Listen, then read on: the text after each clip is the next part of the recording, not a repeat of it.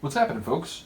Back with another reaction, back with some more punk rock, and we're back with a Green Day tune. I mentioned it in one of the videos that I'd done recently. Green Day was never a band that I followed super extensively, but I certainly remember hearing some of their early stuff. I think Dookie was the first thing I heard from them, which for a lot of people I think is probably true. But once I got into some other punk rock, I was curious because I had a friend who at the time she was telling me like, oh, you know, Dookie's cool, but their first couple albums, what is it, like 39 Smoothed Out Slappy Hours, something like that, and Kerplunk in particular, I remember her sort of recommending to me. So I went and listened to those, and I was impressed. It was cool, you know, it was a different style of punk rock that I had already started to listen to. I was listening to more like, you know, politically charged bands like Propagandhi and eventually Subhumans and Bad Religion and so on. But I did enjoy the sound, and eventually I got a copy of both. Or not both. I got a copy of Dookie, Kerplunk, and eventually, I think it's a 2000 album called Warning. So I had 3 of their albums.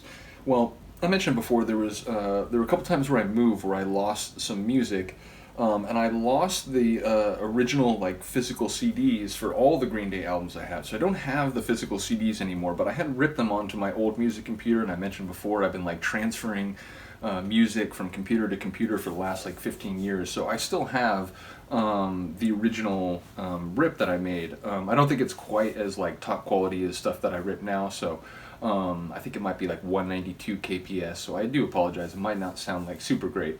But nevertheless, this is a song called She, and I remember reading, you know, there's a sort of a specific anecdote behind this. I remember reading in some interview where Billy Joe was saying like, this was, his girlfriend at the time showed him like a feminist poem that was called She, and he was sort of intrigued by it and found it interesting, and so he sort of wrote a song in response. And indeed, I think the song's lyrics are sort of about a woman realizing that like, you know, a lot of the things that I thought were maybe wrong with me were just other people trying to impose their perspectives on me and to sort of plan out my life for me without, you know, sort of me having actual contribution or participation in making some of those decisions.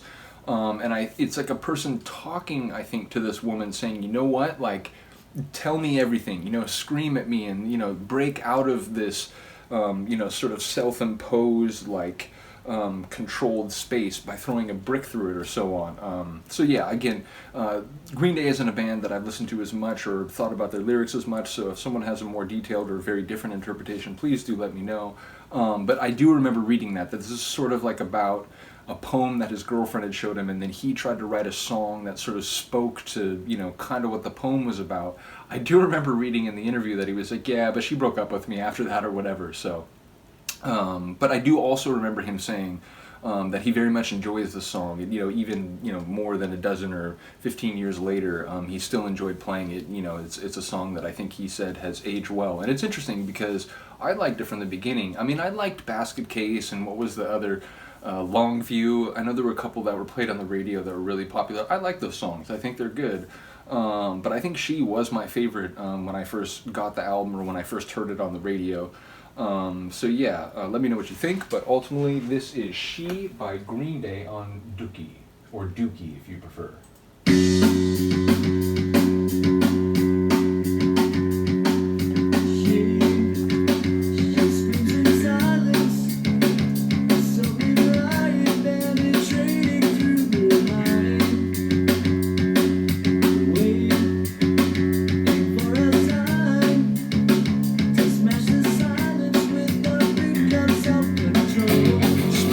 Silence with a brick of self-control.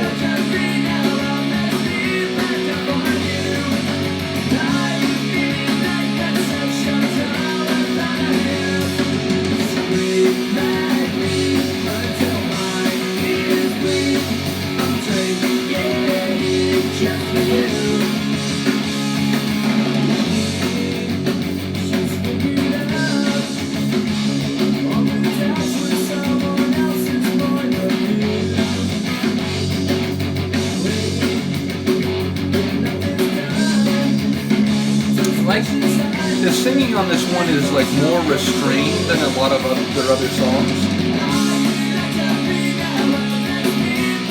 He picks it up for the chorus, but the verses are very like kind of soft almost.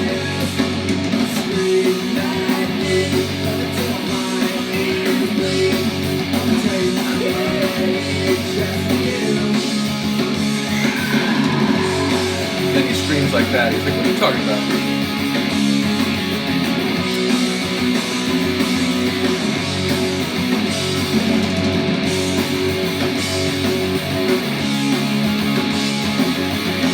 I'm trying to remember, is he related to Tim Armstrong of Pop Ivy, Rancid, etc.? I think they are related, right?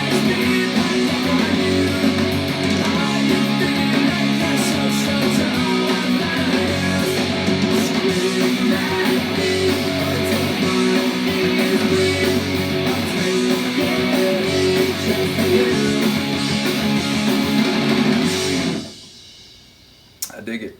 I like it.